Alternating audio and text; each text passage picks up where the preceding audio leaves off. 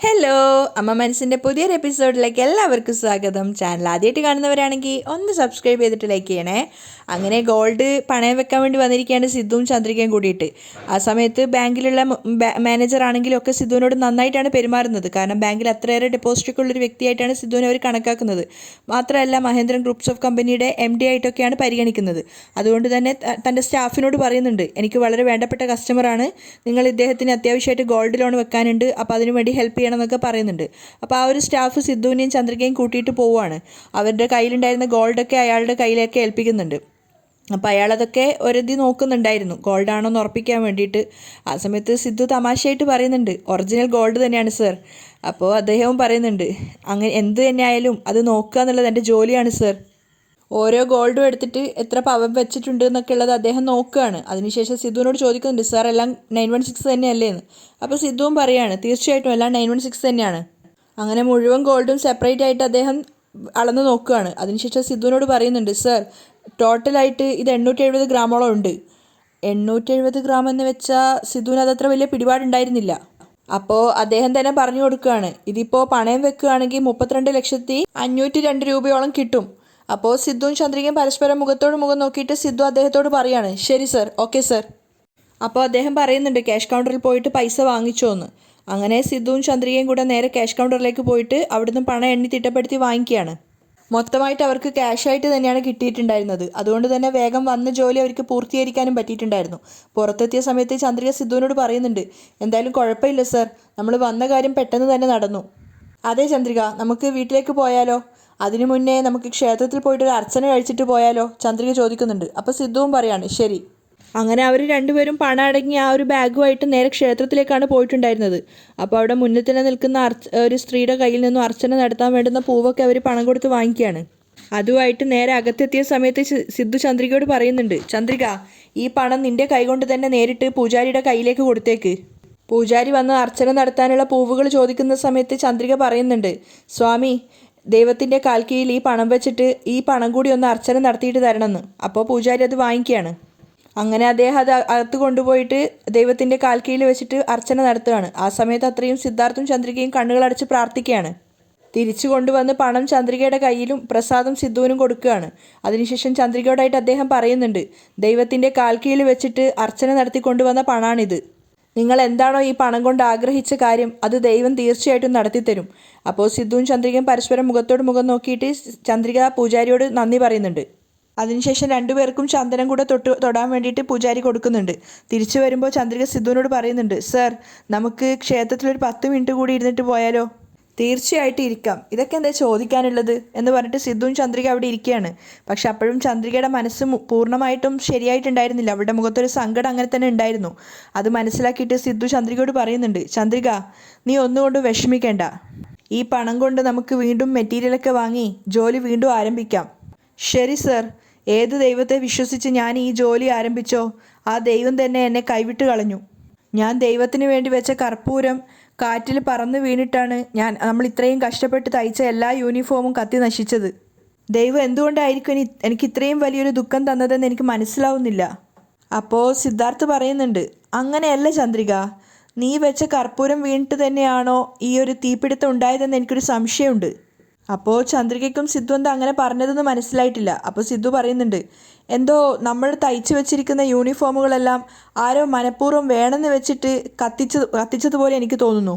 അപ്പോൾ ചന്ദ്രിക പറയുന്നുണ്ട്, ഇല്ല സർ, അങ്ങനെ മനഃപൂർവ്വം ആരും ചെയ്യാനുള്ള സാധ്യതയൊന്നുമില്ല. ഞാൻ കത്തിച്ചു വെച്ച കർപ്പൂരം തന്നെയാണ് കാറ്റിൽ പറന്നു വീണിട്ട് എല്ലാ തുണികളും കത്തി നശിപ്പിച്ചത്. സിദ്ധു വീണ്ടും ആവർത്തിക്കുകയാണ്, അല്ല ചന്ദ്രിക, അങ്ങനെ സംഭവിക്കാനുള്ള ചാൻസേ ഇല്ല. എന്തോ എനിക്ക് അങ്ങനെ തന്നെയാണ് തോന്നുന്നത്. അപ്പോൾ ചന്ദ്രിക തർക്കിക്കാതെ പറയുന്നുണ്ട്, ശരി വിട് സർ, പക്ഷേ അങ്ങനെ ആരെങ്കിലും ഒരാൾ നമ്മളെ വേണമെന്ന് വെച്ചിട്ട് നമ്മുടെ തുണികളൊക്കെ കത്തി നശിപ്പിച്ചതാണെങ്കിൽ തീർച്ചയായിട്ടും അയാൾ നന്നായി വരില്ല. തീർച്ചയായിട്ടും ദൈവം അയാൾക്കുള്ള ശിക്ഷ കൊടുത്തിരിക്കും. നമ്മുടെ തുണികൾ കത്തി നശിപ്പിച്ച ആ കൈ ദൈവം തന്നെ എന്തെങ്കിലും ശിക്ഷ കൊടുക്കും സർ. അപ്പോൾ ചന്ദ്രിക അവളുടെ ആ ഒരു സങ്കടം കൊണ്ടാണ് പറയുന്നത്. ആ സമയത്ത് തന്നെയാണ് മനോഹരം വണ്ടി എടുത്തിട്ട് പുറത്തേക്ക് പോയതായിരുന്നു. ആ സമയത്തൊരു വളവ് തിരിയുമ്പോൾ അയാൾ സ്കൂട്ടറിൽ നിന്നും തെറിച്ച് വീഴുകയാണ്. വീഴുന്നത് മാത്രമല്ല, ചന്ദ്രിക പ്രാർത്ഥിച്ച സമയത്ത് തന്നെ അയാളുടെ കൈ റോഡിൽ ടാറിൽ ഇടിച്ചിട്ടാണ് വീഴുന്നത്. അതുകൊണ്ട് തന്നെ അയാളുടെ കൈയുടെ ആ ഒരു വലതുഭാഗത്തെ കൈ ഒടിഞ്ഞു പോയിട്ടുണ്ടായിരുന്നു. അയാളെ പിടിച്ചെഴുന്നേൽപ്പിക്കാൻ വന്നവരൊക്കെ പറയുന്നുണ്ട് ശ്രദ്ധയോടെ പോയിക്കൂടായിരുന്നോ എന്ന്. അപ്പോൾ അയാളും പറയുന്നുണ്ട് ഞാൻ ശ്രദ്ധയോടെ തന്നെയാണ് വന്നത്. അയാൾ വേദന കൊണ്ട് പൊളയായിരുന്നു. ആ സമയത്ത് ക്ഷേത്രത്തിൽ തന്നെയാണ് സിദ്ധാർത്ഥും ചന്ദ്രികയുള്ളത്.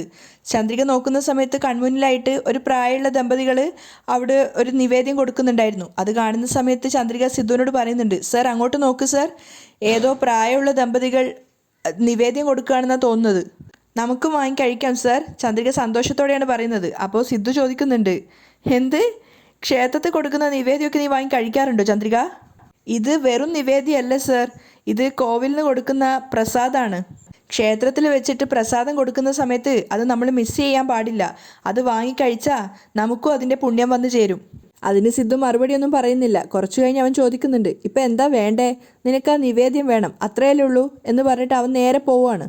എന്നിട്ട് അവിടെ ക്യൂ നിന്നിട്ട് ആ നിവേദ്യം വാങ്ങിക്കുന്നുണ്ട്. സിദ്ധുവിന് കൊടുത്ത സമയത്ത് സിദ്ധു അവരോട് പറയാണ് അവിടെ ഒരാൾ കൂടിയുണ്ട്, ഒന്നുകൂടെ തരാമോ എന്ന്. അപ്പോൾ അവർ ഒരു പാത്രത്തിലും കൂടെ കൊടുക്കുകയാണ്.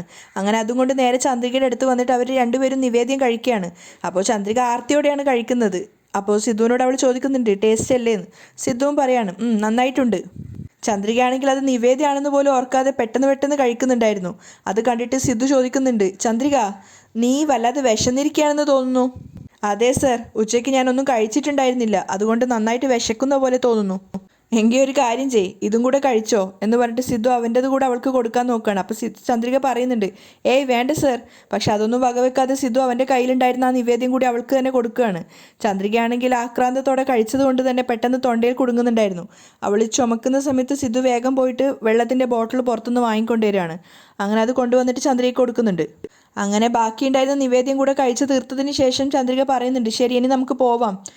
പോവാം. അങ്ങനെ അവർ രണ്ടുപേരും അവിടെ നിന്ന് എഴുന്നേൽക്കുകയാണ്. സിദ്ധുവിൻ്റെ കയ്യിൽ അപ്പോഴും പൂജാരി കൊടുത്ത ആ ഒരു പ്രസാദം ഉണ്ടായിരുന്നു. മാത്രമല്ല ചന്ദ്രികയ്ക്ക് വാങ്ങിച്ച വെള്ളത്തിൻ്റെ ബോട്ടിലും. അവർ രണ്ടുപേരും നടന്ന് കുറച്ചു ദൂരം മുന്നോട്ട് എത്തിയപ്പോഴാണ് സിദ്ധാർത്ഥ ശ്രദ്ധിച്ചത് ചന്ദ്രികയുടെ കയ്യിൽ ബാഗൊന്നുമില്ല. അപ്പോഴാണ് അവൻ ചോദിക്കുന്നത്, ചന്ദ്രിക നിൻ്റെ കയ്യിലുണ്ടായിരുന്ന ബാഗ് എവിടെ? അപ്പോൾ ചന്ദ്രികയും പെട്ടെന്ന് ഷോക്കായിട്ട് നോക്കുകയാണ്. കാരണം അവളുടെ കയ്യിൽ ബാഗ് ഉണ്ടായിരുന്നില്ല, ആ ഒരു നിവേദ്യത്തിൻ്റെ പാത്രം മാത്രമേ ഉണ്ടായിട്ടുള്ളൂ. അവൾ പെട്ടെന്ന് തന്നെ അവൾ ഇരുന്ന ഭാഗത്തേക്ക് ഓടുകയാണ്. പക്ഷെ അവിടെ ആ ബാഗ് ഉണ്ടായിരുന്നില്ല. രണ്ടുപേരും ഓടിയിട്ട് അവിടെ എത്തിയിട്ട് ഫുൾ തിരഞ്ഞു നോക്കി, പക്ഷെ അവിടെ എവിടെയും കാണുന്നില്ല. അപ്പോൾ സിദ്ധാർത്ഥിന് തന്നെ വല്ലാത്ത ദേഷ്യവും സങ്കടവും ഒക്കെ വരുന്നുണ്ടായിരുന്നു. അവൻ പോലും അറിയാതെ അവൻ ചന്ദ്രികയോട് വഴക്കുണ്ടാക്കുകയാണ്. എന്താ ചന്ദ്രിക, പണത്തിനെ കുറച്ചുകൂടി ഗൗരവമായിട്ട് കാണണ്ടായിരുന്നോ? ചന്ദ്രികയാണ് അപ്പോഴേക്കും കരയാൻ തുടങ്ങിയിട്ടുണ്ടായിരുന്നു. അയ്യോ സർ, ആരോ പണം എടുത്തുകൊണ്ട് പോയി.